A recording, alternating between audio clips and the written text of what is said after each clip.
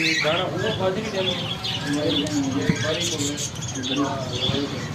बाजरी क्या है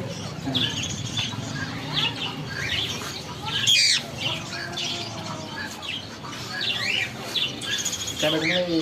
अंडा लेकर ये नीचे का